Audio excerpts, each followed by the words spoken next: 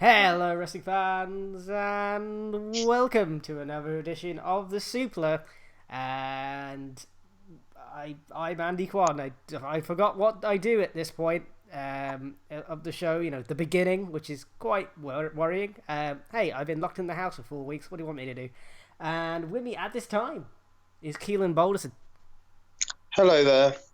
So, Keelan, how are you? I'm,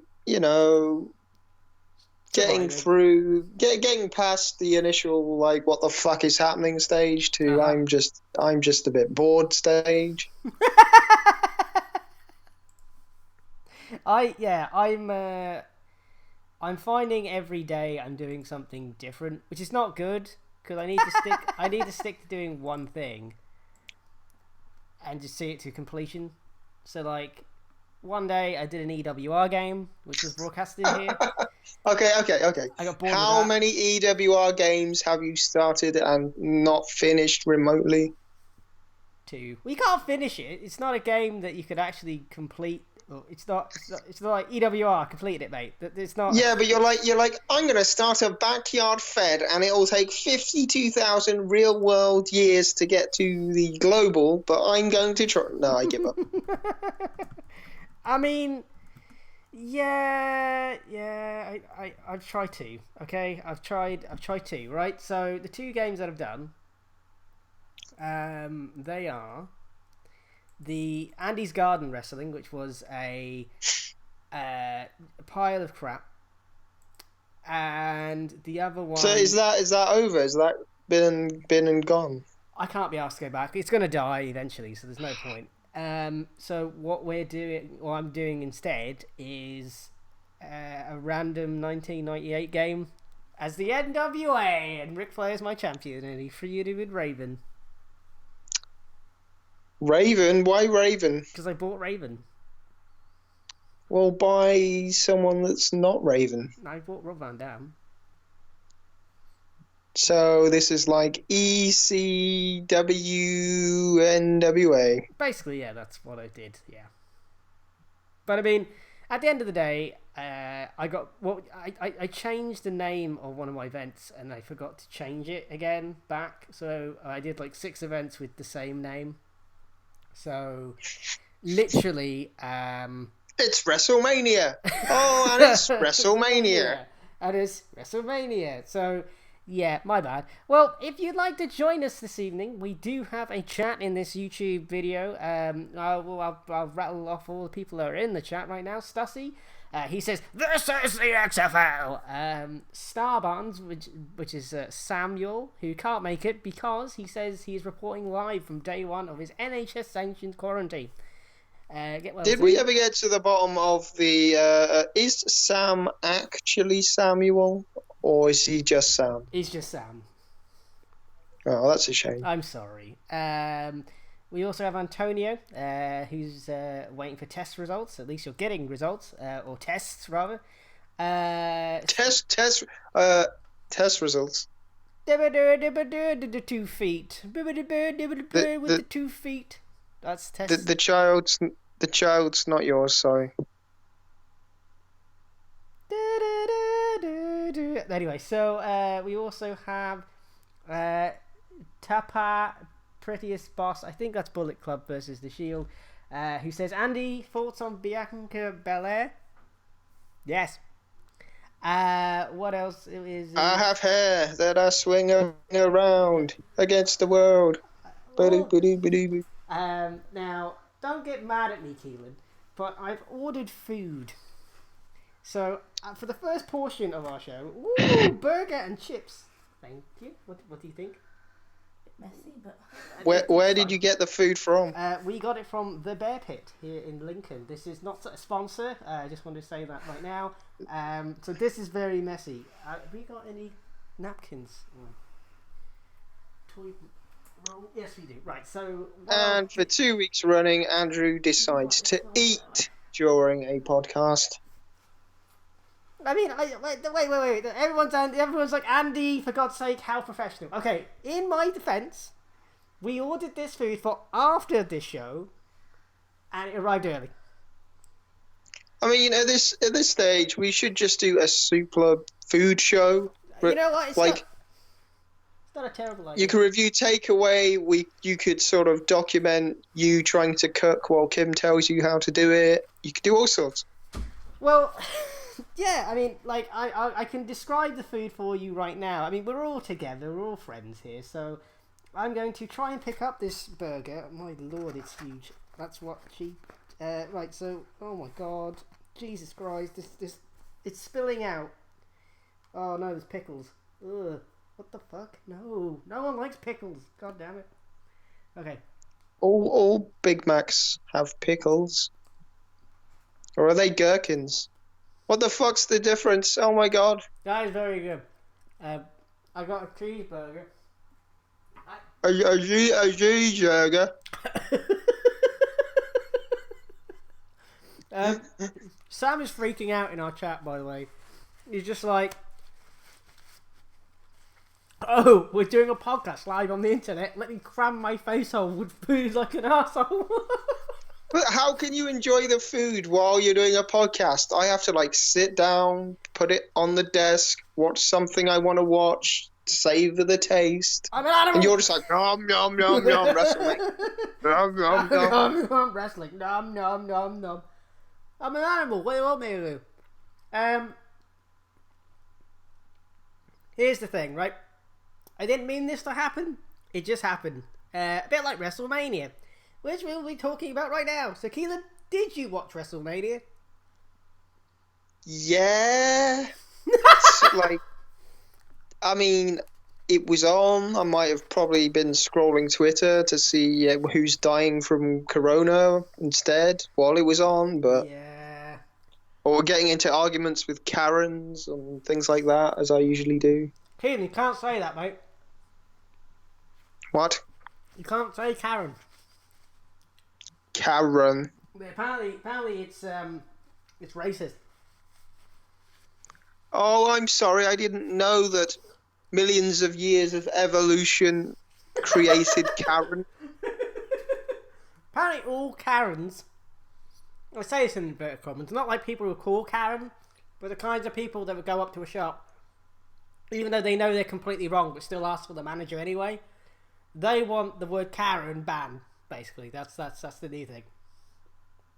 What I want banned is people that generally aren't Karens, but for some reason still think the Karen hairstyle is a thing that you should have. There's still a lot of those around. Yeah, I mean, there's a reason why that stereotype exists. I've worked in retail. It's a thing.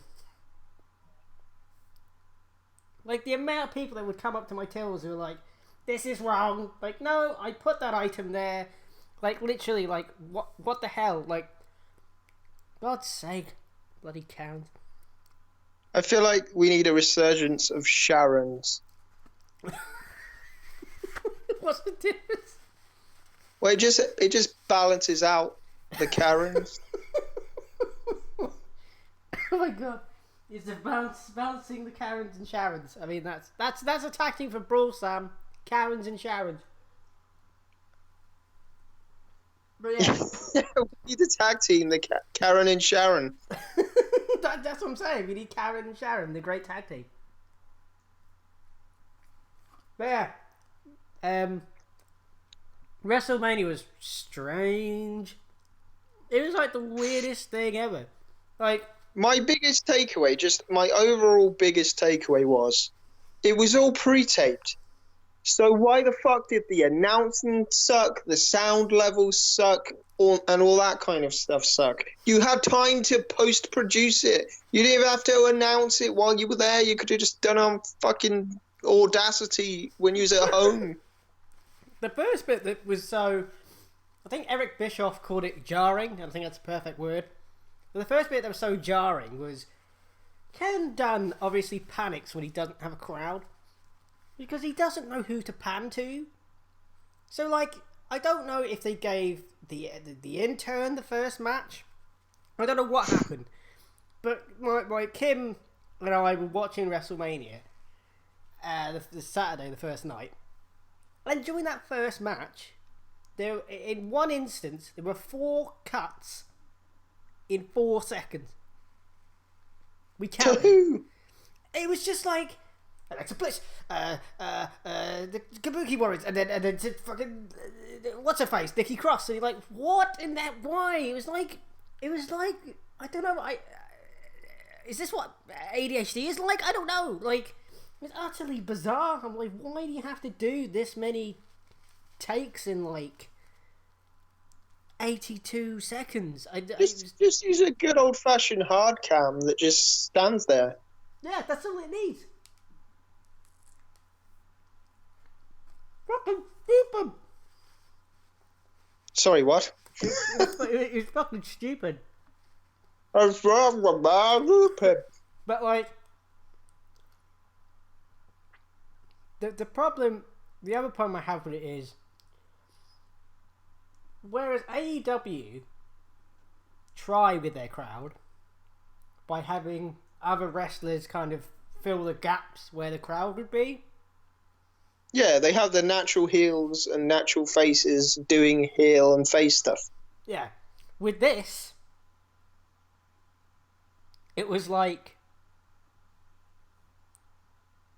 that. Like, it was literally like that. It was awkward and weird.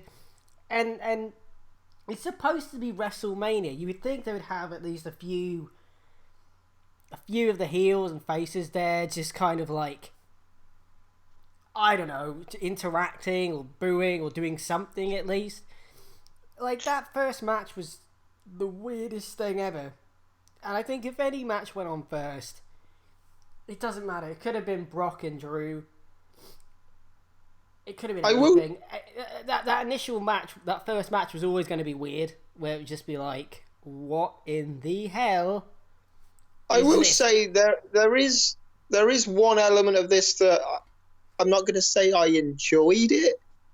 I was more just interested in how it played out. The fact that you can actually hear what the wrestlers are doing and saying and how they're selling, because sometimes that gets lost in the crowd noise and you don't quite appreciate it. So when you get a really good wrestler, we'll probably talk about this later with like Edge and Randy Orton, it actually works really well when you can hear the story play out between them. But when you get someone who's green and they're just grunting constantly, it's a bit off-putting as well. The other thing is, Baron Corbin, right? It's abruptly clear that when he was just trained to, like, do this in front of a crowd of tens of thousands of people. Because the way he was talking during his match was like, I'm speaking really slowly so that everyone can get what I'm saying. Well, there's nobody there. Like, you can just talk like a normal human. But he obviously doesn't know what he's doing. And to be fair, it's weird circumstances and all that, but Jesus. Yeah, like the whole sort of, I'm going to walk out onto the entrance stage and then look out into the sea of no ones. Like, I get that that's how you do it, but surely at this stage, they're professional enough to realize that maybe tone that down. Maybe stare at the ring bell guy or just look somewhere else. Like, you can sell your environment without pretending there's 50 billion people watching. Like, because I'm pretty sure that Vince or whoever isn't going to make them put green screens up and edit in a crowd later. So what's the point? Yeah. Or better still, just look at the camera. Because that's where the audience actually is. They're there. They're in front of the telly. They're not, or their phone or a tablet or something. Like, they're not at the arena. So you look at the audience. You look at me, for God's sake. Well, just put it logically. Like, old timers probably don't like what wrestling has become anyway. What you should really be doing is entering the ring and focusing on the person in the ring, because you're about to have a fight. Maybe, like, have a look at a few people ringside who are calling you a dickhead or something. But, you know, just focus on the person in the ring. I'm going to say this because It's allowed now because Vice did a documentary. But just do what Chris Benoit did. Just walk to the ring, laser sharp focus on your opponent, and don't worry about anything else. Sorry, I meant Stevie Richards. Yeah, exactly. I'm like, who the fuck are you talking about? But, I mean, I applaud the effort of these people. Like, when we're talking about this event today, I don't want to sound like I don't appreciate the effort that they put in, or any of. Oh, we forgot one thing. Finish your point, but we forgot one really annoying thing. Okay, we appreciate it, and they put in 100% effort. There was not like one person that didn't put 100% effort in, but it wasn't good. Sorry. What were you going to say, Keelan? What's the my burger? The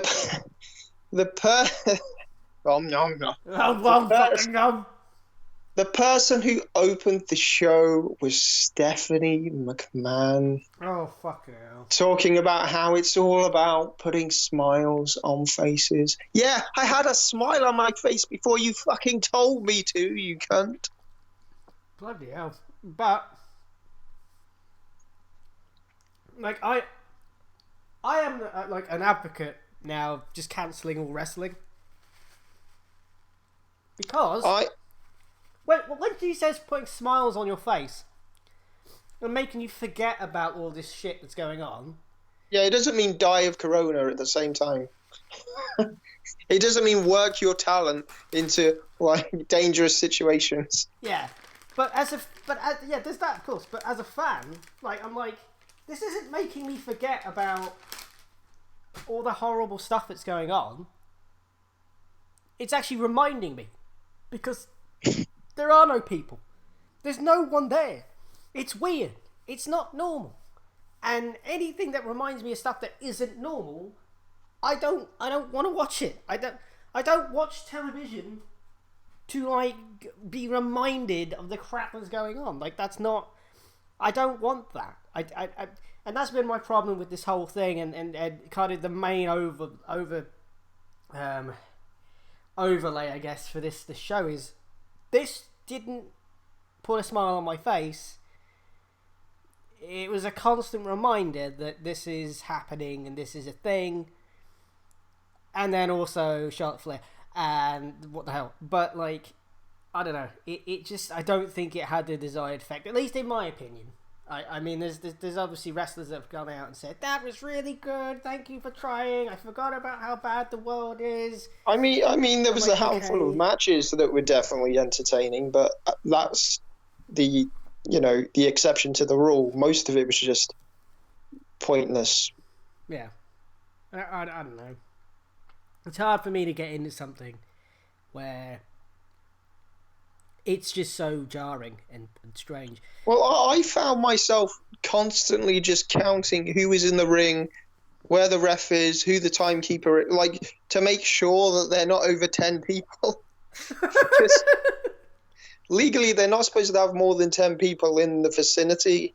I don't like, this is the weird thing about a global pandemic, is everyone has their own idea of what that means. In this country, if they were doing that, there would be like 52 Karens on Facebook screaming, telling them to go home because they've had more than enough of their daily exercise.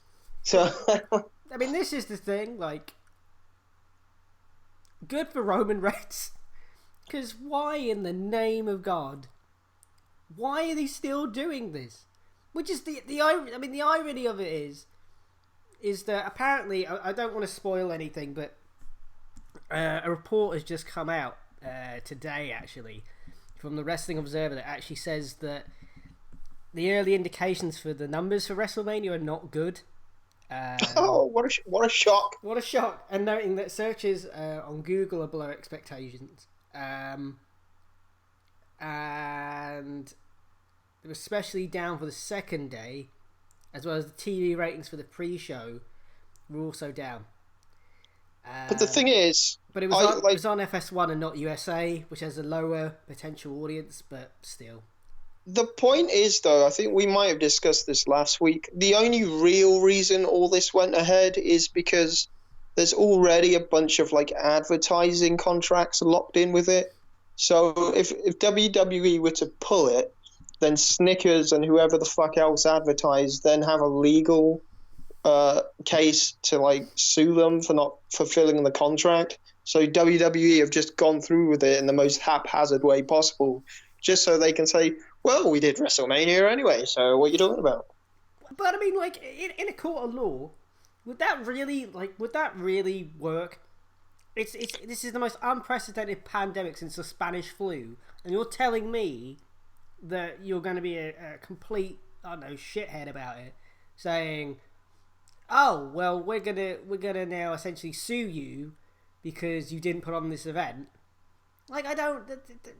Would you win, I don't know. Would you win that? There's no way. Well, you might. I mean, there's all sorts of sick things happening in terms of like.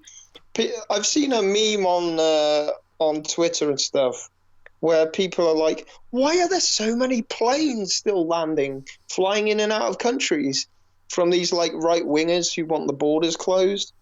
And that's not actually people in the planes flying and landing. It's not people getting on and off.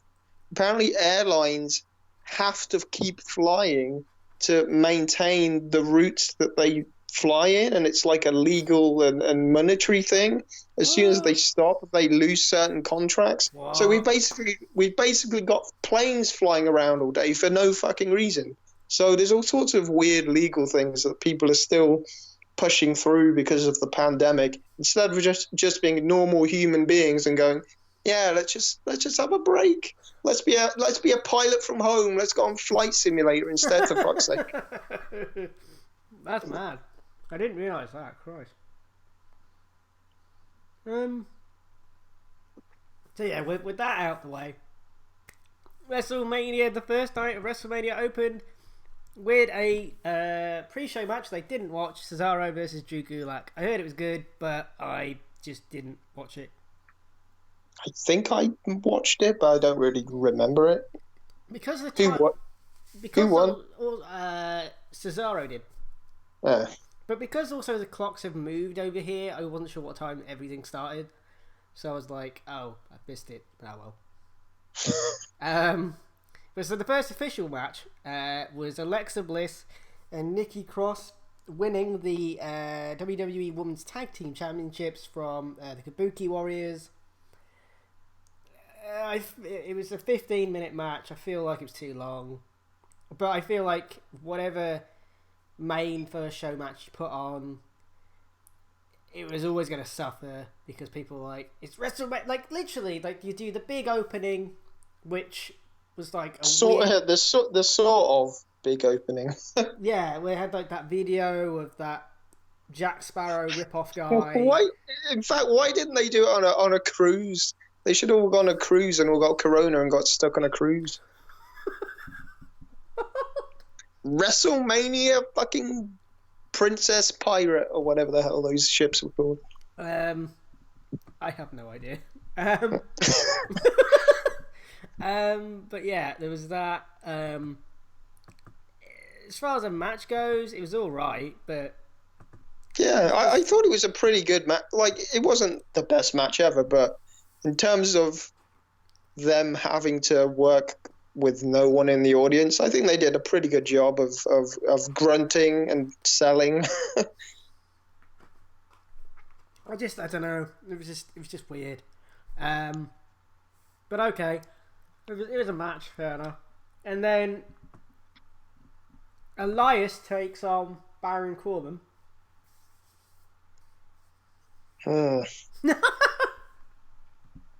Like, I just want to say this now. If you paid for these two shows individually, I don't know how it works on pay-per-view, because why the fuck would you pay for this? And not pay the $9.99 for the network. What's wrong with you? If you pay for both of these shows individually, and you pay for this one, you got screwed over. Because this show, for me, the first night was nowhere near as stacked as the second night.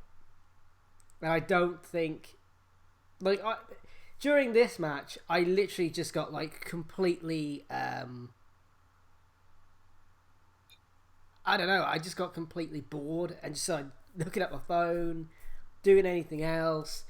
I don't know about you, Keelan, but this was just, it was 9 minutes, but it felt like double that. It just, I don't even Pretty know much why. the only thing I remember, and I think this was probably before the bell even rang, was that they did the guitar spot. So that's about all I remember. And if that's the only thing you remember, then that can't be a good thing. I mean, what were the stakes of this match? They just don't like each other this month. So Baron Corbin literally, what did he do? Oh yeah, he basically did a Simba from the Lion King.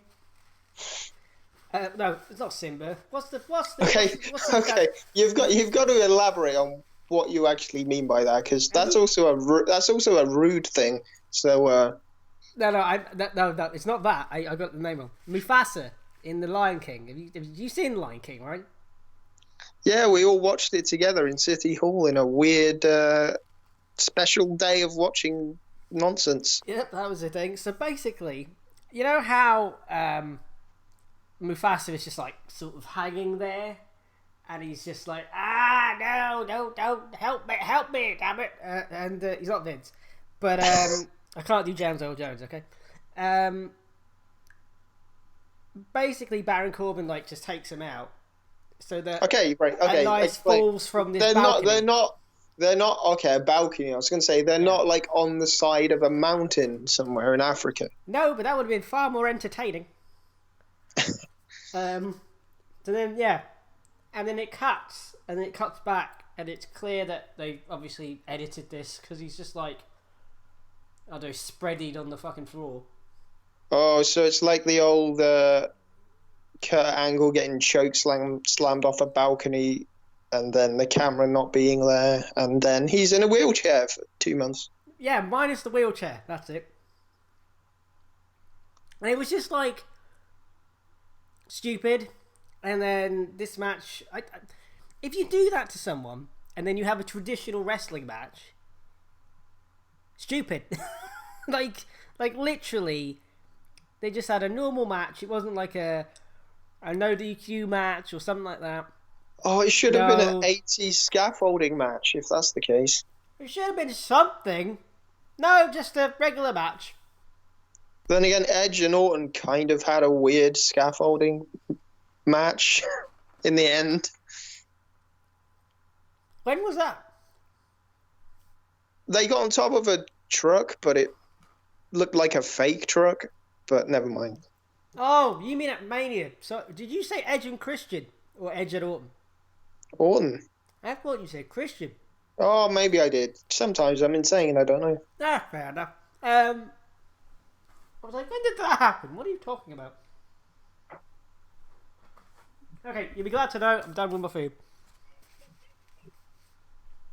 Well, you ate that quick. I feel like you didn't appreciate the food that you bought. No, I did appreciate it. I just don't want to be chewing for the entire episode. Out of 10, what will you rate Random Burger Place? That was a solid 8. Oh. Okay, so I've been reminded by Sam that there is a chat. And let's go back and have a look. So, Stussy says that Undertaker has been in the main event of WrestleMania in 4 different decades. That's because he's old. But he's also not as old as he should be. Like Kim was like, how old is the Undertaker? Like 60, 70? And I was like, no, he's like 55. He's legitimately much younger than my own father. That's quite scary. he looks 82 years old. What's that about? God damn. What else is in this magical chat? Let's see. Just having a look. Apparently, Sam asked, what the fuck am I talking about? The Lion King. Have you seen The Lion King? It's not hard. It's a circle of life. A whim away, a whim away, a whim away. I don't know. Is that in the movie? It's not in the movie unless I've been watching a different one. And apparently, Stussy says the match was a electrified reverse steel cage Dixieland match. Well, that wasn't true, but that would have been more entertaining, I suppose. And also, Sam's just put, it would be good if you read these comments when they happen so you knew the context. Okay, my bad. Okay, I will now pull them up and keep an eye on them in real time. Thank you, Keelan. I'm also supposed to be doing that, but I haven't. So yeah, Elias beats King Corbin. I don't care. In a very, in one of many weird decisions from this past WrestleMania, Becky Lynch retains the Raw Women's Championship against Shayna Shayna Baszler. God, say the name, Keelan. Baszler. Thank you. And it was won via I call it the Bret Hart pin, but I don't think it is what it is. So Shayna does a chokehold or a sleeper hold, and then Becky does the backflip thing to get her shoulders down. Shayna's shoulders are down. 1, 2, 3. That's it. Oh, you forgot the start where Becky's like, I'm a badass like Steve Austin used to be. I'm going to commandeer a truck that I found from nowhere because nowhere's open. And I'm going to drive it to the arena and no one's going to see it because there's no one here. And then I'm just going to get out and say, hello, everyone. I'm here for a match. I understand that would have looked cool and the crowd would have reacted.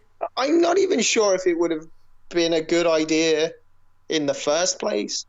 Unless she's like running someone over or the truck's full of milk or beer or something or whatever Irish people, Guinness or something. I've got a few in my fridge. But yeah, I don't know. It was just I don't know. It was a good match, don't get me wrong, but you built up Shayna this whole time as this unstoppable machine that just destroys everybody. And then Becky wins. I'm like, what are you talking about? What? Well, yeah, well, that's the problem with Shayna. Firstly, she's not a spring chicken. And if you want to build her up to be a monster, then you have to pull the trigger. WWE never pulls the damn trigger. So what you going to do now? Just turn into Tamina or something? Like, doesn't make sense to me. Yeah, it didn't make any sense. Sam says in the chat that it feels like they're continuing the rivalry for some reason. Yeah, why? Like, continuing I mean, most of these big matches should carry on so we can actually have some audience reaction to it. But we're not going to get that for a while. Like, I don't... Hopefully SummerSlam, but I'm not going to hold my breath. No, I'm not holding mine either. Maybe Royal Rumble will be the next big event where everyone is not scared to leave the house, even if they're allowed to leave the house. Yeah, Stussy in the chat says Becky wins with a cheap pin second year in a row. Yeah, well, it's not so much cheap, it's so much as it's like not playing possum, but like sort of one of those pinfalls where it's a bit It's giving Shayna at least the chance to say, "Fight me again." I don't get it. They could have continued it with Shayna winning the belt anyway, and then the storyline is Becky's trying to get it back. That would have been it. That would have been the story. I don't get this at all. But okay, whatever.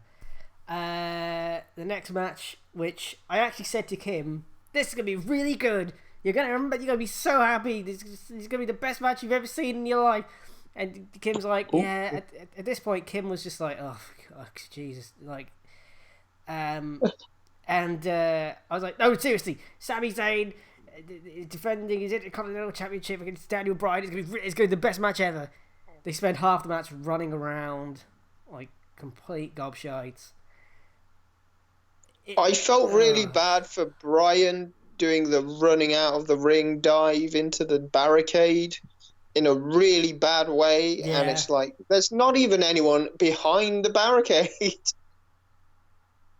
When people say, "Oh, stop killing yourself in a bingo hall with 20 fans," there's no fans. Yeah, at least in front of 20 fans, you know, there are fans. This one is just like there's none. The match was, oh god, I wish it was better than what it was. I really do. And the weird thing is, you've got Daniel Bryan still going yes, yes, yes to no one. Although I think Gronk came out at this point and started chanting yes. By the way, what is a Gronk?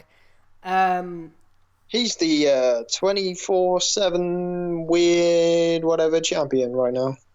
Yeah, I know. Or did someone win it back in the end? I can't remember. Antonio says you should have just showed Kim an older WrestleMania. Well, Kim is an older wrestling fan, so like she loves 1998 and her favourite wrestler is Goldust, for instance. So when Dustin Rhodes appears on AEW, she's like, "Yay, Goldust!" But yeah, Sam in the chat also says they should have basically saved this match for a crowd and add this one into that column. Yeah, they needed a crowd really for this. It wasn't great. It wasn't terrible. It's sort of everything on this card so far. It's not great. It's not terrible. I mean, I feel like these guys. There was a handful of matches where the people in them did pretty good at trash talking and getting it over that way. So I thought it was good in that respect, rather than just aimlessly grunting like some stories were being told through talking to each other and trash talk and stuff. Well, the best part of the trash talking was in our next match, which had the WWE Tag Team Championships defended in a triple threat ladder match as John Morrison defeated Jimmy Uso and Kofi Kingston. The highlight for me was Jimmy Uso saying that somebody's face was flat like a pancake. This match I thought was good. This was probably this is my match of the... No, wait, I'll save it for the next one. But this was probably like my second favourite match of the entire night. I thought, like, I remember I tweeted saying, a triple threat match for the tag titles? Are you mad? But, you know... Okay, yeah, circumstances. But the match I thought was still pretty good. And the idea I don't like, you know, having a singles triple threat match for tag belts. But as far as the match goes, it was a good match. So the execution of the idea was good, just I didn't really like the idea. I quite liked the fact that I could hear the ladders and probably appreciate the pain a bit more than usual. Like you could when Morrison in the final spot when he fell off the ladder and you just heard it and that's the only thing you could hear. That gave me a bit more appreciation to these kinds of matches. Yeah, I also thought that ladder was going to break, like those clearly metal wooden ladders, and it didn't. And you're like, ow, that looked like that hurt. But at least it was on the rope, so we got a bit of a bounce out of it. Yeah, I mean, it was a good match. I appreciate everything that he did. I just find it a bit weird that, you know, I don't know. I mean, Stussy also says that Kofi was wrestling for tag titles a year removed from winning the WWE Championship, which, you know, these things sort of happen nowadays, which is a bit weird. Especially when you have 25,000 people on the roster. Well, yeah, that's the thing. So, Kevin Owens defeats Seth Rollins. by jumping off that gigantic WrestleMania sign, and then hitting the stunner on Seth Rollins. I think this is my match of the night. They told a good story, and that jump off the bloody sign, like, good lord, Kevin, good lord. I kind of must have zoned out for that match. I don't really actually remember it. What? Do you not remember Kevin Owens jumping off that giant WrestleMania sign? Which sign? The Tron bit?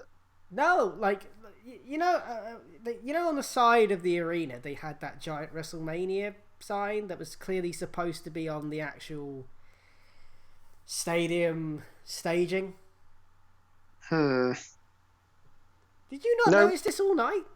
Nah, well, maybe, but I don't remember the spot. Okay, well, he jumped off that. It was pretty. Okay, well, pretty crazy. Thanks, Kevin. Go back. Go back and watch it. Stussy in the chat says he wasn't sure. Well, gee, I triggered. Until Owens jumped up the sign, they spent the whole show wondering if the sign was one of those weird CGI augmented reality things. So maybe he didn't jump off a sign. He just fell off the air, and they inserted a sign. Christ. Well, no, he actually did. That thing was real and it was there all night. And then the next match was Braun Strowman defeating Goldberg in 2 minutes. Braun Strowman is the new Universal Champion. I never thought I'd say that in my life. Thank you, coronavirus. It was sort of a nothing match where Goldberg spears him 4 times. Braun keeps getting up. He does 4 of those big Oklahoma slams. I was so worried he was going to try and pick him up for a jackhammer, but thank God that didn't happen. Yeah, thank Christ for that. Okay, Braun Strowman's the Universal Champion, thank Christ for that. And then, the match of all matches of this night that everyone was talking about afterwards was the Boneyard match, with The Undertaker defeating AJ Styles, I guess, via burying.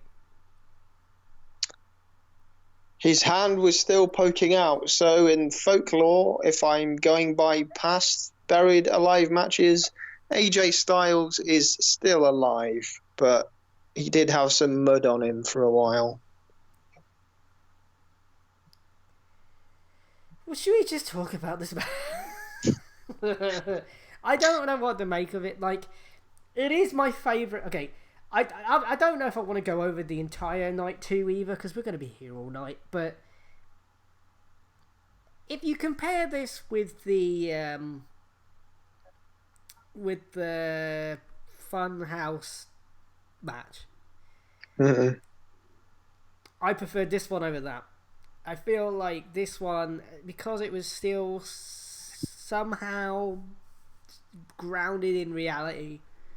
Kind of. Yeah, I know, but when you compare it with the other one, yes. I don't like how it was shot. I'm no. Would you have preferred it as in they just wrestle in that environment and it's just a match? Yes, that would have been fine. I would have been fine with it. And the other thing as well is that okay, but the Total Deletion style of doing things is I don't like it. I just don't. It's weird. It's in this way, I think they could have just said, "Look, they've had this match. Our cameramen were there to film it, but it was pre-taped, so we've just edited it up a little bit for your entertainment." No, they just treated it like it was happening there and then, which I don't get that, because how could you do all these weird fancy edits and stuff? It was like Kim said, it's like a TV movie, and normally TV movies are crap. So, really, if we want to go back to wrestling trivia. This was like the WC. Okay, there was more to it, but it was like the old WCW mini movies they did, where like evil Vader's at the beach attacking like the Bulldog and Sting, and what's happening next? They've gone off on jet skis. They've ended up in some evil mountain somewhere. Like they have tried these things every so often, and if there was a perfect time to experiment, I guess a global pandemic's probably the time to do that. Oh yeah. Apparently, James A, which I don't know if this is a new person or a first time listener, but he says, is Andy possessed by Cornette now? No, I don't like Jim Cornette. He's a bellend. I tell you what, though, I did like the Undertaker coming out to a Metallica song as the American Badass. Yes, that was good, because my fear going into this event was you can't have the Undertaker come out as the Undertaker, like during a pandemic. How inappropriate and awful would that have been? But the fact he just comes out, like, brum, brum, brum, brum, brum, brum, I'm like, cool. I've got 300,000 holes for 300,000 souls. Christ. Sorry. Jesus. Fucking hell. I don't know how to move on from that. But yeah, like, if he came out as the Undertaker, I would have been like, this is just fucking inappropriate and stupid. As far as the match goes, I thought it was a really good match. I think it told a good story, and was it hokey?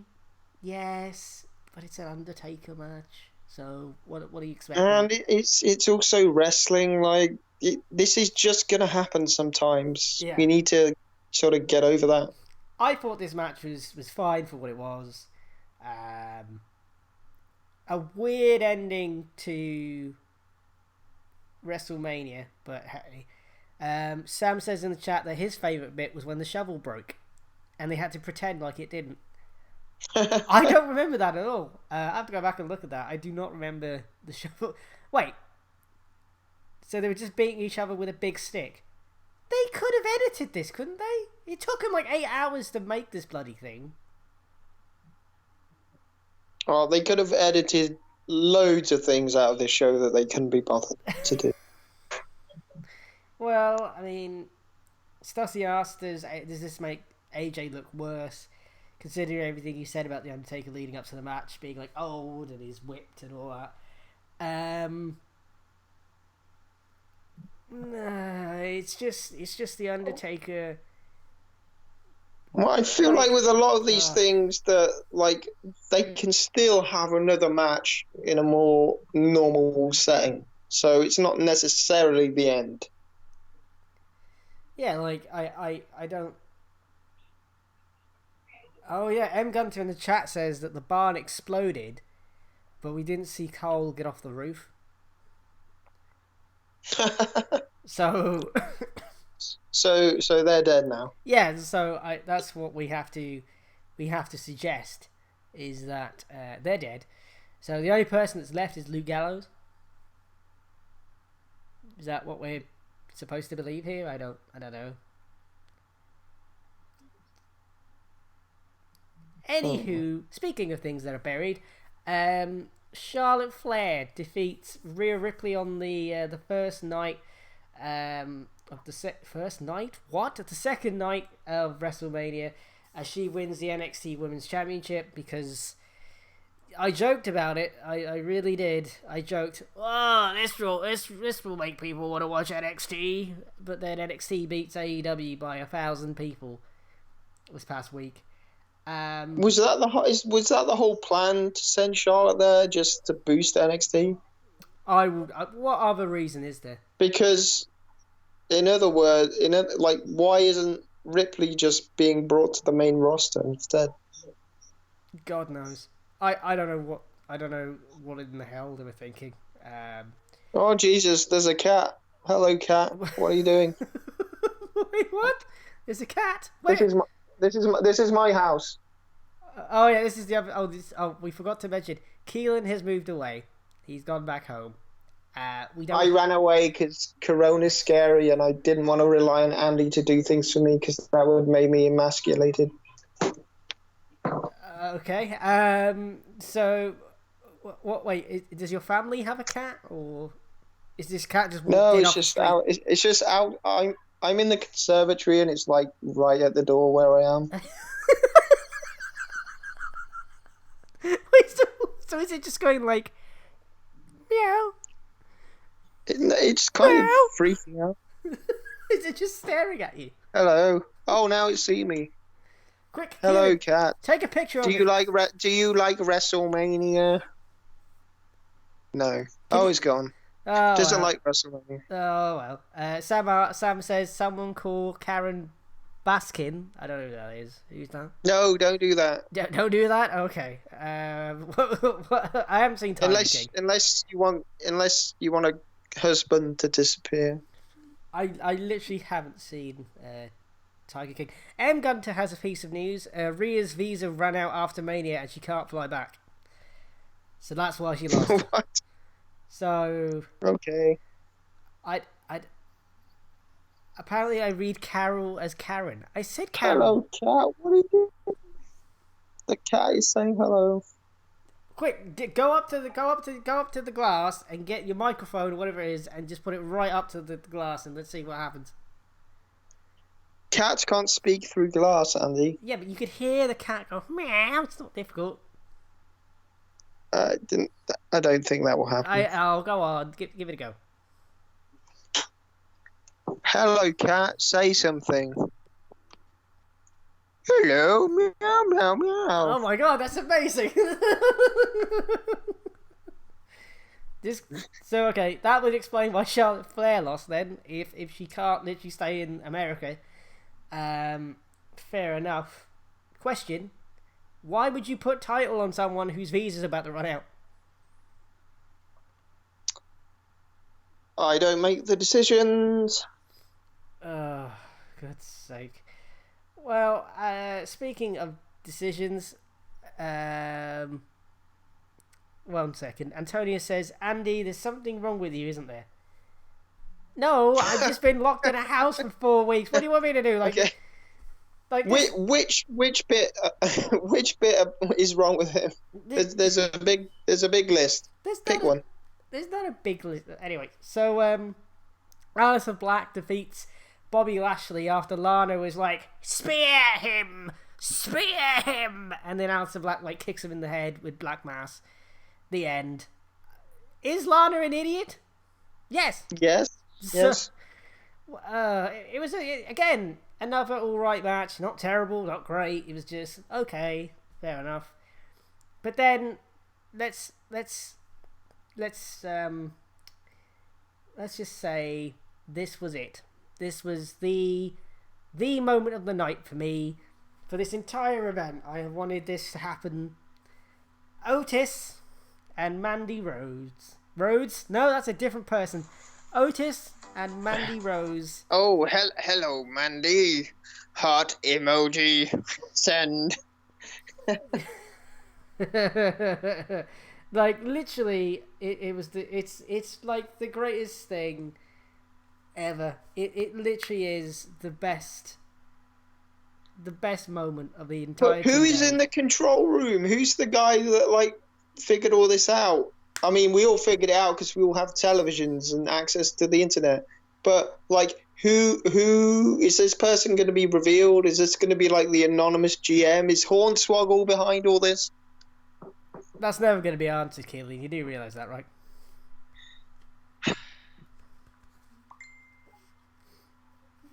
Like, that's never going to be answered. I mean, it was literally the best moment of the entire night.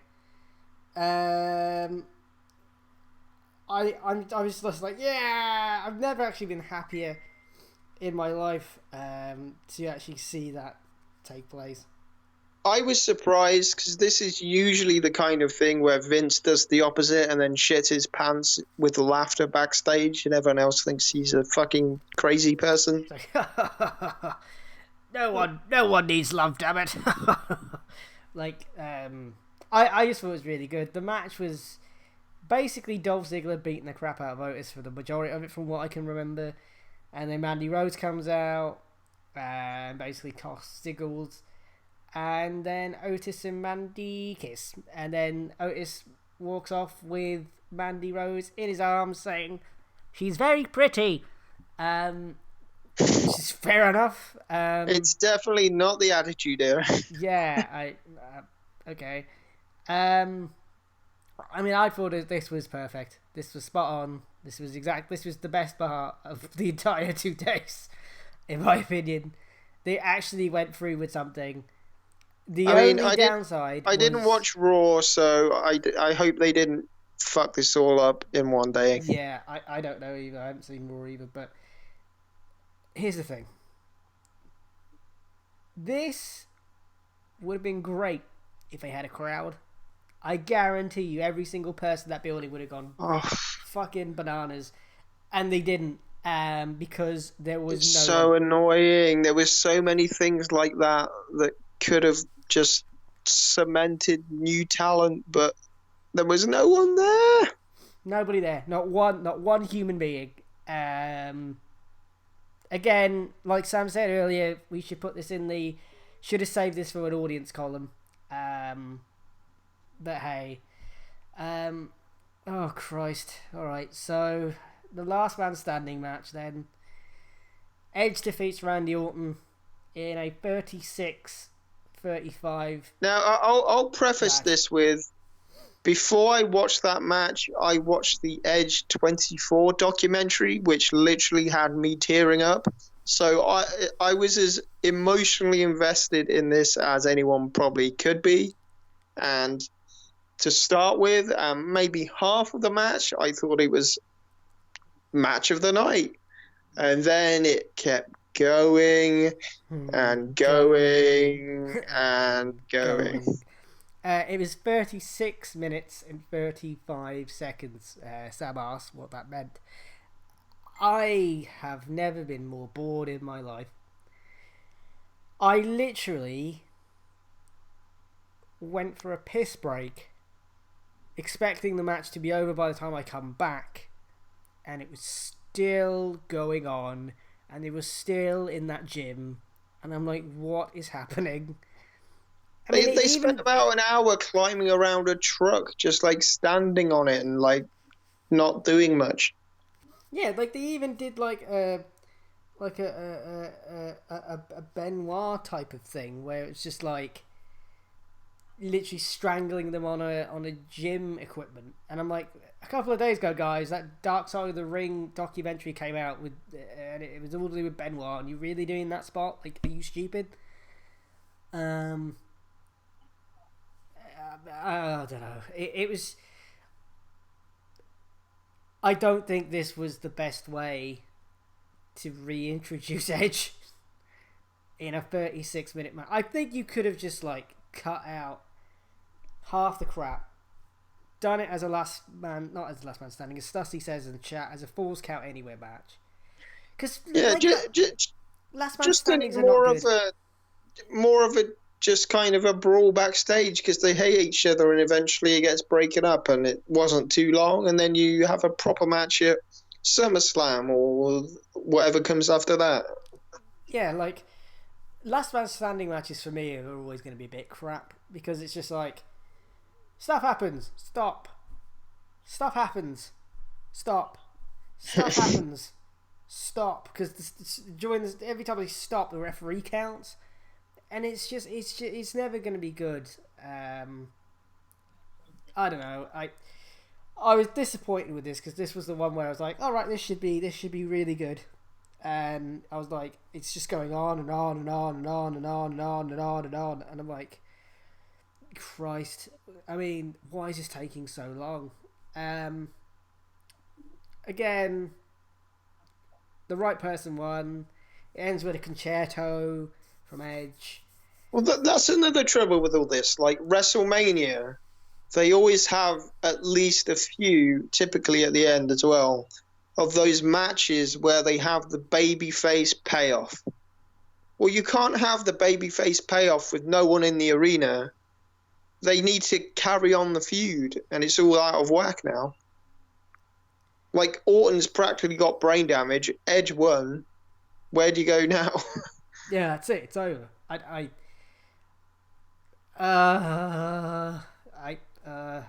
would have saved this match for another time. I really would. Again, what Sam said earlier, just they should have saved this. In a match that I just forgot even happened, the Street Profits defended their Raw Tag Team Championships against Angel Garza and Austin Theory. Completely forgot.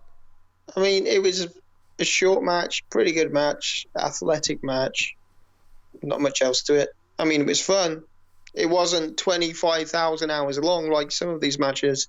So I was perfectly happy with that match. Bayley defended her championship, the SmackDown Women's Championship, against Lacey Evans, Naomi, Sasha Banks, and Tamina. I literally thought Sasha was going to win. It's weird. I don't know. Again, another strange decision tonight on this show. It wasn't tonight, on this night. I don't know. It was just I would have gave it to Sasha. Because, are they still playing up the whole they're going to fall out thing? Yeah, basically that's how the match just ended. Get on with it. Yeah, it was just like Sasha at the end was just like looking really disappointed and sad. And I'm just like, why did you pulled the trigger on everything else that should wait for a crowd? Why wait on this? I don't get it. Just do it then. If you're gonna do it for everything else, why? I don't know. It doesn't make any sense to me. Speaking of things that don't make sense, the Fiend Bray Wyatt defeated John Cena in a Firefly Funhouse match. Okay, oh boy, this was fun. Like, I don't like the context in which it happened, the weird world we're in right now. None of it really makes any sense, but just ignore all that, sit down in a dark room and watch this match, and it was pretty damn funny. All the references they made, like, it all made sense. It didn't make logical sense. Obviously, magic doesn't exist. It was like a John Cena dream sequence or something. But I thought it was good. I thought it was good. I think I don't count this. If you don't count this then as a match and more as a segment on a show. Yeah, they should treat this more as just a video package they made. Yeah, like okay, I can get behind that. Like, if it's not treated as an actual match, the way that they went through, like they did references to WrestleMania 30, which I can't believe is 6 years ago now, but Jesus Christ, I'm getting old. And like John Cena's entire career, they even referenced what else did they ruthless aggression and all that, and then the NWO stuff. I'm like, this is amazing.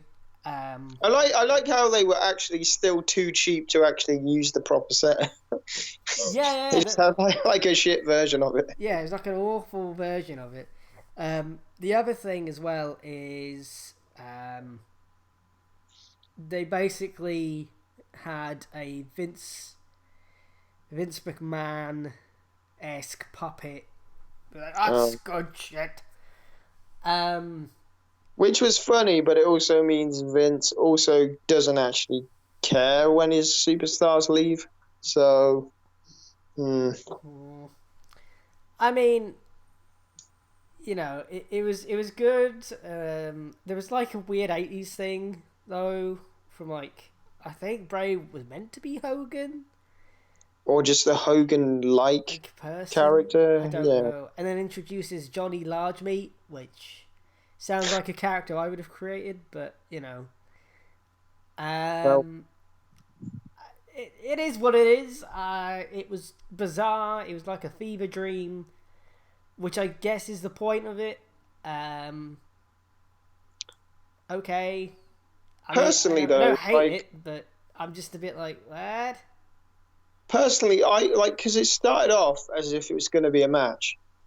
Personally, I would have gone through all of that and then right at the end, just turned everything back up to normal in the ring, and it ended that way. Yeah, they should have. They should have done it as like John Cena, just like it's just stood in the middle of the ring and he's just like shaking his head. He's like, "What the fuck was that?" And that should have been it. But then Instead, he got Titus O'Neil going like, "Huh." what the hell? Like that was that for me. Which is stupid because he was above the ring, and are we to assume that he just watched all that? Yeah, that's my other problem with it. Is am I led to believe that that actually all took place in that ring at that time? Am I meant to believe? Like, this is my problem with. This is why I like the Boneyard one, because at least it was filmed in a weird way, but it's still grounded in some form of reality. Where I'm like, okay, I could imagine.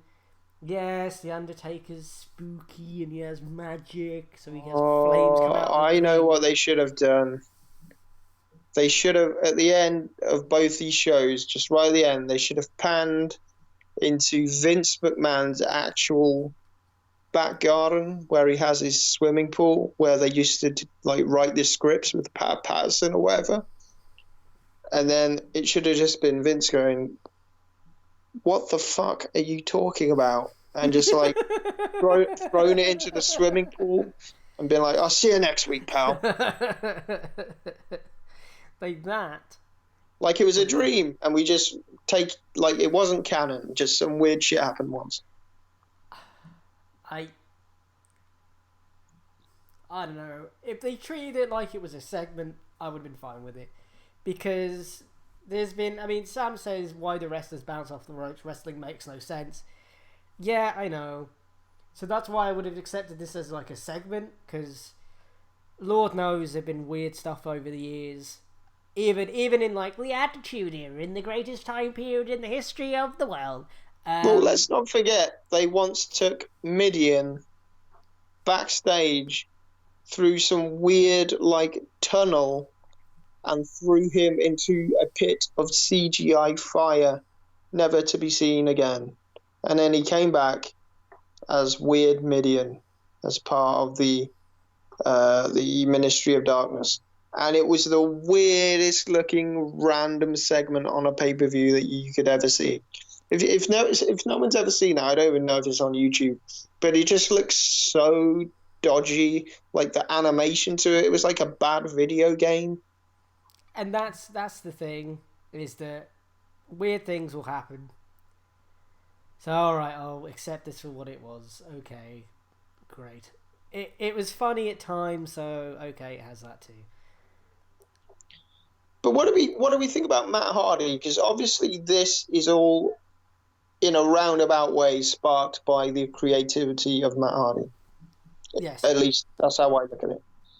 And now he's swanned off to AEW, and now AEW are pretty much second fiddle to this now. WWE have arguably, at least in the past few years, they've now done it better.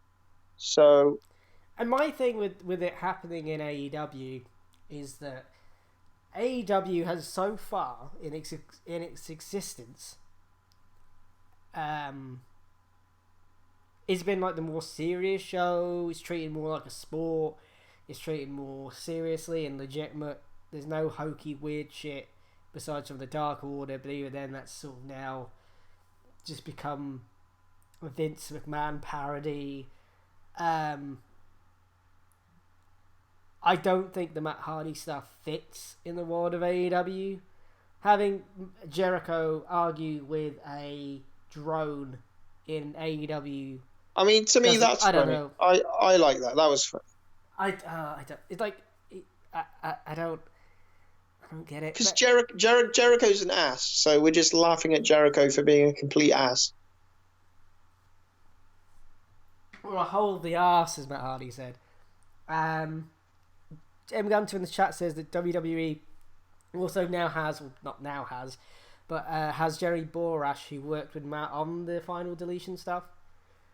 Which makes Wait. sense. Borash now works for WWE. He's been there for a little while now, yeah. Oh, I didn't even know that. Yeah, Jerry Borat now works. Well, not now works, but he's been there for a little bit. I mean, I probably did know that, but my brain has disintegrated. I'm getting old. That's fine. It's being locked in the house doesn't help. So in a 4-minute and 35-second match, praise the Lord, Brock Lesnar loses his WWE Championship as Drew McIntyre is your new WWE Champion. I didn't like this match. I like that Drew won, but I felt like Paul Heyman almost deliberately just didn't give a fuck. Yeah. Because I felt like he just waddled out there and went, all right, and then waddled off again. Like, I don't feel like he added anything to it. It didn't seem like a big deal. And I don't know whether that's because he didn't want Lesnar to lose the title in real life, or he's just fat and lazy, or whatever. But it just didn't seem like a big deal because no one in the match was treating it like a big deal. And the commentators for half the whole night sounded like they were whispering, even though they could have post-produced the whole damn fucking show. Yeah. I don't know if it's that or if it's just because, oh my god, we're basically in a glorified shed doing WrestleMania. Why? Like, I don't know if this is Paul just being like, why the fuck is this happening? Like, why are we doing this? To me, this again, it's one of these things that we should have waited for a crowd for. And I'm not necessarily saying, oh, well, let's have Drew lose then, and let's keep the title on Brock. But you know, though, exactly, when we get a crowd, Brock's going to win it back. This is, I don't want that. I don't want Brock to just win it back. I want Brock to go away. Like, this should have been the end. This should have been, right, WrestleMania's ended. Now let's have an off season. We'll see you all after summer, and we'll kick off from there. Don't have any of these more stupid Raws and whatever else is next. Yeah, I mean, this actually, I just want to, I mean, I know we've gone over the hour, but I want to kind of go over some stuff before we go. UFC, Keelan. This ties into everything. So, the Ultimate Fighting Championship. Yes, so UFC 249 has been cancelled completely. Did you know that they were going to do a UFC card on an island? What island? An island somewhere. They were close to shore, or I believe it's technically on an Indian American. Because I would hate to think they all got on a fucking ship and they all get corona and they're dead on a ship floating around like all those other cruises. Well, because they apparently they like they were literally going to do this show. Literally on an island, which apparently was reported to be on the tribal land at the Tashi Palace Casino Resort in California. Right. But apparently, like, he had literally he had an island, and it was all set up, all ready to go to do these fights for the next 2 months. But Disney and ESPN basically said, no, you are not doing that. And basically said said do not put this event on. By any circumstances, don't do it. So what's Disney's stake in this? Well, Disney own ESPN, and they're on ESPN. Yeah, so they went, do not put this show on. And so how does WWE get away with it? This is my question. Like, I suppose they've got to justify the $10 billion or whatever they just got from the deal that they just did. The thing that makes it even more interesting is UFC events are now been postponed indefinitely due to coronavirus, right? Why in the hell is wrestling still going on? Yeah, it's like the message. Like, I'm not even saying what we're doing here is the thing that we must do. I've got all sorts of, like, every day my mind changes on what's happening in the world, but it just seems weird the way they're handling it in some states in America. Like, even watching Being the Elite, they're all messing about in hotel rooms and, like, having toilet roll fights, and I'm like, is this not happening where you are? Does no one care? Yeah, like this is a thing that I find very bizarre. Those who don't, I mean, we don't have any Americans on, so I don't know what's going on really. It doesn't seem like a hell of a lot is happening where America is. So if the chat are from America, please tell us. And I know each individual state does their own thing. Apparently, I don't know why. You have a federal government, but whatever. Over here, we're basically on lockdown. So the only time you can leave your house is to either exercise, buy essential groceries, medical stuff, or if you have to go to work and you can't work from home or do your job from home. They're the only times you are allowed to leave your house. Everyone else has to stay inside. And because I'm an invalid and have a weak immune system, because I have one of those underlying health conditions that all these people don't care about, because people that are dying are like, oh, but that person had an underlying condition. Well, I have an underlying condition, cunt. If I die, fuck you. Okay. But I've lost where I was going with that. But yeah, like, my lockdown is at least 12 weeks. I'm not even allowed out of the house for 12 weeks. Yeah, and like, I don't understand how everything else on Earth, and I mean every sports league is now finished. The Premier League is no longer a thing. What else over here is, like, everything. Boxing, every sport, La Liga in Spain, the Italian Football League, Spanish Football League, MLS, NBA, NFL, CFL, CBA, I don't know, I'm making stuff up now. Every other sports league is finished. But for some unknown reason, WWE and AEW for that matter, are continuing to do stuff. And, we almost forgot. The XFL is shut down as well. EastEnders and Coronation Street have also stopped filming. Oh no, what will he do? Oh shit, the XFL have just laid off all their employees. Oh bollocks. Oh god. Okay.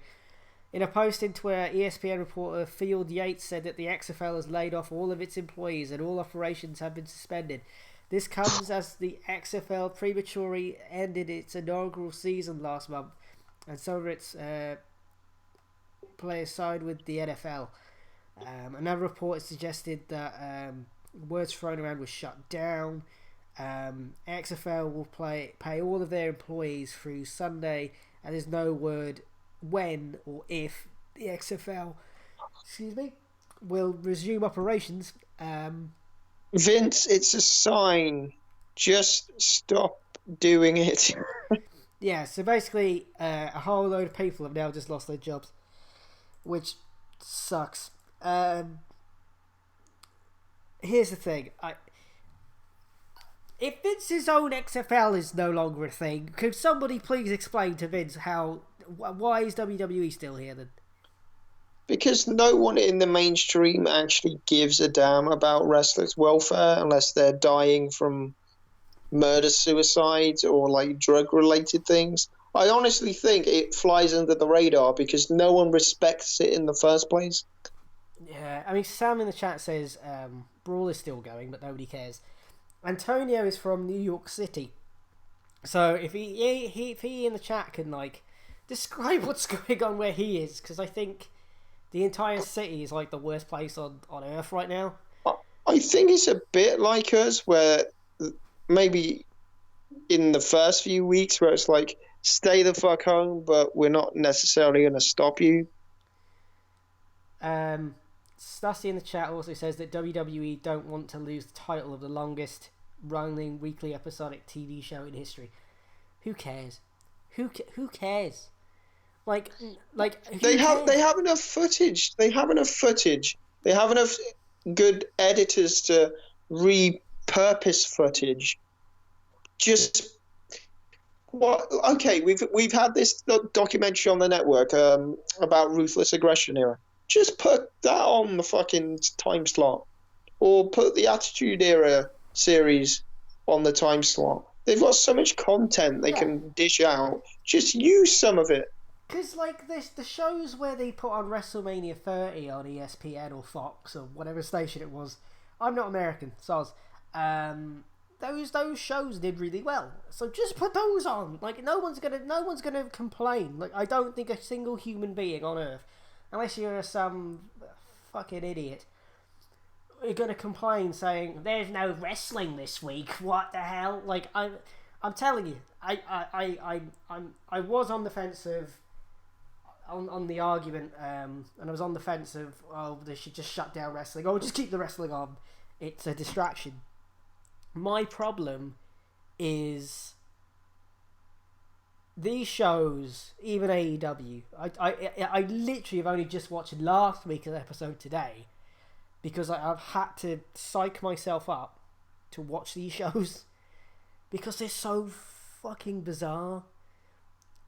Just stop wrestling.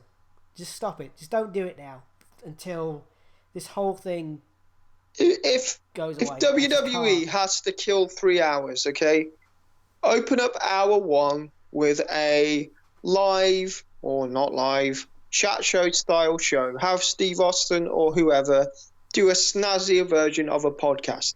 Do that for an hour. Then have an hour of classic action, and then reflect on that. And then, I don't know, just hype some other stuff up for an hour. There's so much they could do, but they don't do it. I don't understand. Because AEW, I get why. Because they're buggered. They've got barely any footage. They've got, 6-7 months worth of stuff. I think they would run out really quick, fair enough. But WWE own everything. Like, they could literally put on whatever the hell they wanted. I mean, somebody in this chat, and I can't remember who it is, I'm just going to go through it. Stussy in the chat says, knowing Vince, he probably thinks that not putting on shows is a sign of weakness. Yeah, probably. You know what's a sign of weakness, or definitely is weakness? If one of your wrestlers gets coronavirus, gives it to everybody else, and you don't have a roster anymore. That's the truth of it. I don't want to see these people get sick, and I don't want to see any of these people. I mean, I don't want anyone to die. Basically, that's what I'm saying. There's no easy way of putting that. This is serious. This is the biggest pandemic in our lifetime. It's utterly selfish. It is moronic. It's irresponsible. Oh, I know what they could do. It's stupid. So they have 3 hours to kill. Pick a fairly famous pay-per-view event from whenever. Don't go back too far so people don't even know what the fuck it is. But just pick one. And then do an actual watch-along where in the corners of the screen you have maybe some of the people that were involved in that event and just talk about it as it's happening. We all sit down and watch it and enjoy it with them. I'd probably enjoy that more than the fucking show itself. Yeah, like a Zoom thing. Yeah, just do that. I have wondered about that for these shows. Why didn't they just have fans in Zoom things, but played over the top? I don't know. Just don't put them on, is basically what I'm saying. Just don't put them on. Antonio says, here in New York City, excuse me, I shouldn't make that burger so quick, it's now coming back to haunt me. Here in New York City, the rest of New York State can go out to exercise, shop, go get tested, do laundry, Seek medical treatment, but if you're an essential worker, you have to go to work, which is literally the same as it is here, and apparently it's the same in Texas, according to Stussy in the chat. That's the same here, basically. Although there's no tests here, as far as I'm aware. I mean, they're testing like health staff, which makes sense. But no one even knows if the tests are actually, if they even freaking work properly yet. There's so much bullshit going on right now between countries fucking each other over. It's a pretty fucking sad sight to see. Well, apparently, James A in the chat, I guess he means NWA. They're doing that now with their power matches. With the whole, like, getting the fan... Oh, getting... I believe he's probably referring to having the wrestler talk about their matches. Yes, he is. So, yeah, fair enough. At least Billy Corgan is doing something. I mean, at the end of the day, I believe that no one's really going to care if WWE ceases to exist for 6 months. I'm sure no one's going to care. There's definitely an element where... See, there's 2 things to it. They're contractually obligated to provide whatever they're contracted to provide. But wouldn't all these other leagues have that? This is the thing I don't get. Like, why would the NBA, the NFL, the Premier League, all these other sports, the UFC even, they must have contracts and sponsors to obligate. I think it's just crap. I think it's literally... But Vince doesn't want to lose the money. He's a billionaire. At what point do you just go, I've got enough money to last me a year or the rest of my life?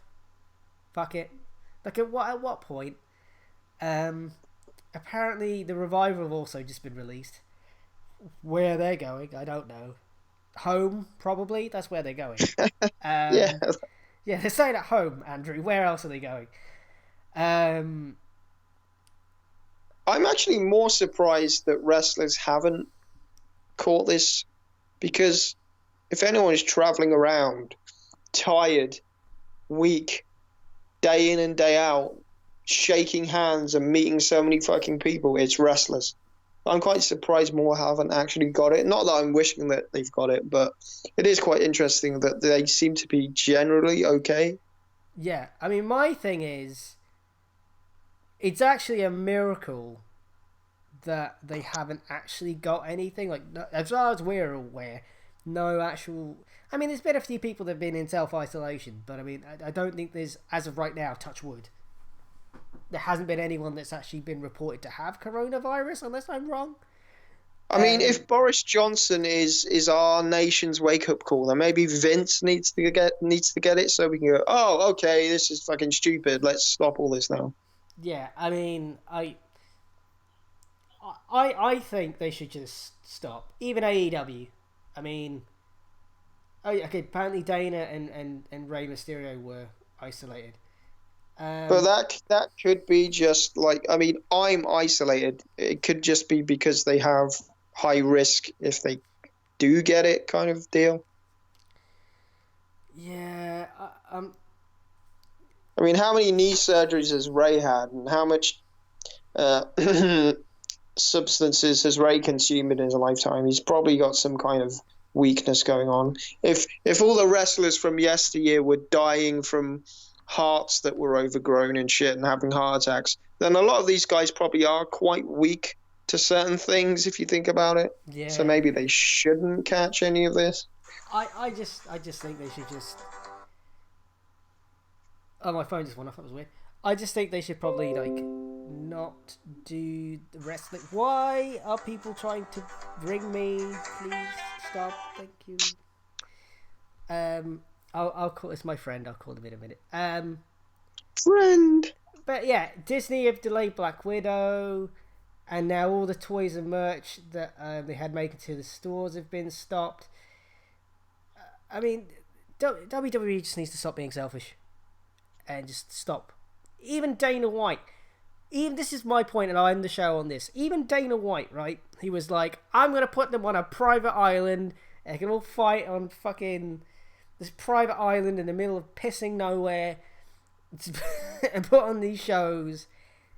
Has even gone, yeah, maybe we shouldn't. Like, what if they went there? They tried to come back, and they're like, "No, sorry, you've got to stay there now." yeah, this is what doesn't make sense. Like, even Joe Rogan was like, "Would I have to be like self-isolated for 2 weeks if I did that?" Well, that's what annoyed me about this Stephanie McMahon opening with her fake corporate, like, oh, philanthropy, oh, we're doing good things. Just shut the fuck up. Just shut it down. Just stop, right? Just keep, because they've got enough money.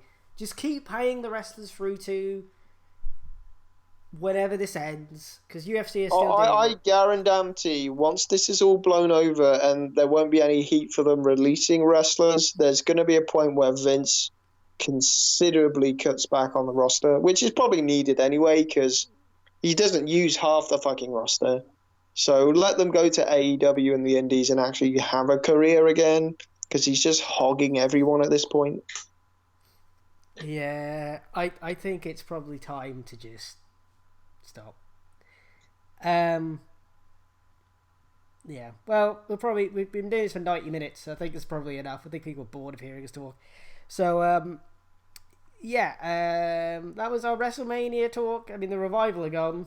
I mean, they're going to be at home, so don't expect them to turn up to AEW anytime soon.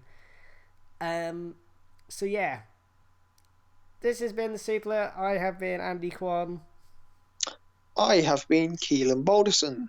If you want to find merchandise, I don't know when it would ever ship. I have no idea at this point. But if you go to redbubble.com... We're in a pandemic, but give us money for weird t-shirts. redbubble.com/people/the Supler. I don't know when they would ever turn up. I have no idea. Yeah, they probably won't arrive. I ordered some from America a few, like 3 weeks ago. It's still stuck in America, saying it's just about to leave the originating country. I think they're lying. I think my stuff has been fucked over. So yeah, actually, don't buy our stuff right now. Just don't. The other thing is, we are on social media. Oh my god, that burger's coming back. We're on Facebook and Twitter. Just put in the Supler. You will find us on there. Supler Brawl is coming up. You excited, Keelan? Yes. Woohoo!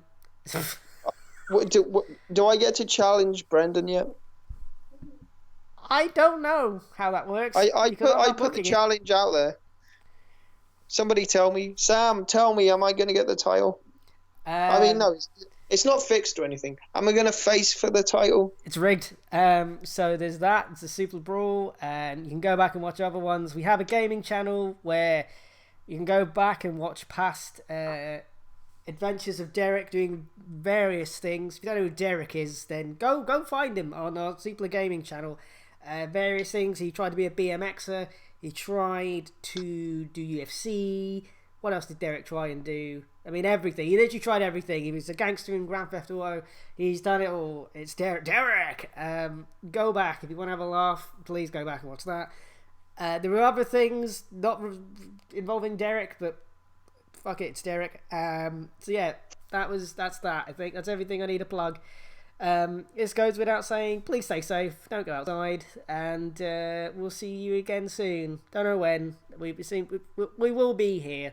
We always will be here. Even if wrestling does shut down, we'll just talk shit for an hour or two. So yeah, please stay safe.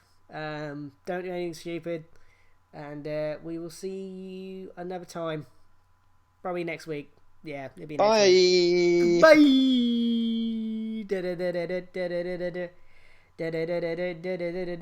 Are we gonna put like the intro and outro into this or not?